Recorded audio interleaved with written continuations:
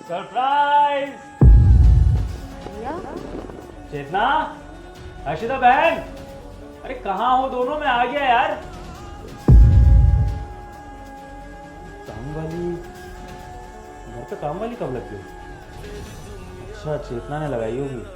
सही है, बहन और चेतना का हाथ बट जाएगा काम में, थोड़ा घर के कामों का प्रेशर भी कम होगा। इससे ही पूछ लेता हूँ। सुनो सुनो, हेलो, आपका नाम क्या है? अरे मैं इस घर का मालिक हूँ, जवाब दो मुझे। अरे काम वाली है, जवाब ही नहीं दे रही है। ओ हेलो, आपसे बात कर रहा हूँ। हेलो, ओ यार जवाब क्यों नहीं दे?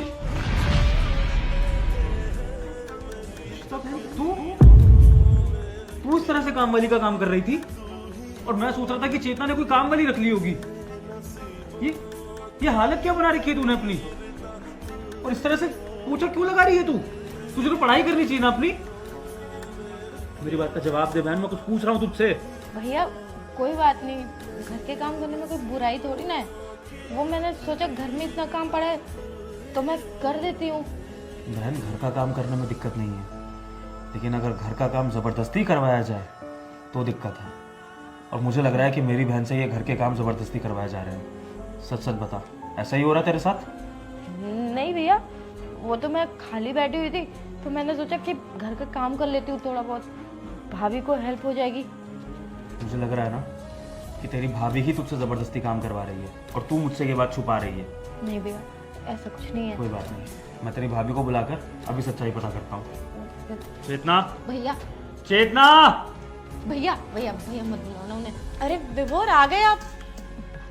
हर्षिता, तुमने फिर से काम करना शुरू कर दिया। तुम्हें कितनी बार बोला मैंने कि पढ़ाई की उम्र है, पढ़ाई करा करो। ये सारे काम करने के लिए मैं हूं ना, मैं कर लूंगी, लेकिन तुम मानती ही नहीं हो। वो नहीं मान रही है, तुम नहीं मान रही हो। सच सच बताओ चेतना, तुमने ही मेरी बहन को मजबूर किया ना घर के काम करने पे? क्योंकि ये अपनी मर्जी से इस तरह तो काम नहीं करेगी। विभोर, क्या बोल रहे हो तुम? मैं पत्नी हूँ तुम्हारी, और तुम्हें पता है ना मैं पढ़ाई को कितनी इंपॉर्टेंस देती हूँ। मैं इसको बोलती हूँ कि पढ़ ले, लेकिन बोलती है कि पूरा दिन कहाँ पढ़ूंगी भाभी, आपके घर के काम में हाथ बटा दूंगी। मैं मना भी करती हूँ लेकिन मानती ही नहीं है। अभी देखो खुद ही लगी हुई थी, मुझे पता भी नहीं था। मैं अंदर बस फोन पे बात कर रही थी और ये काम करना शुरू हो गई। चेतना, झूठी कहानी बनाने की जरूरत नहीं है। मेरा दिमाग इस समय बहुत खराब हो रखा है। सारी बात साफ साफ सच सच बता दो तो हो सकता है हम बैठ के बात कर लें, वरना अच्छा नहीं होगा तुम्हारे लिए। अब मुझे सच सच बताओ कि तुमने मेरी बहन से जबरदस्ती काम क्यों करवाया? मैं अच्छे से जानता हूँ कि जबरदस्ती तुमने ही इसके साथ करी है। अब तुम मुझे बस रीजन बता दो कि क्या रीजन है जो तुमने ये हरकत करी है। और हद है, पीवी हूं मैं तुम्हारी, तुम्हें मेरी बात पे विश्वास नहीं है? अपनी बहन को पोछा लगाते हुए क्या देख लिया? पागल हो गए हो क्या?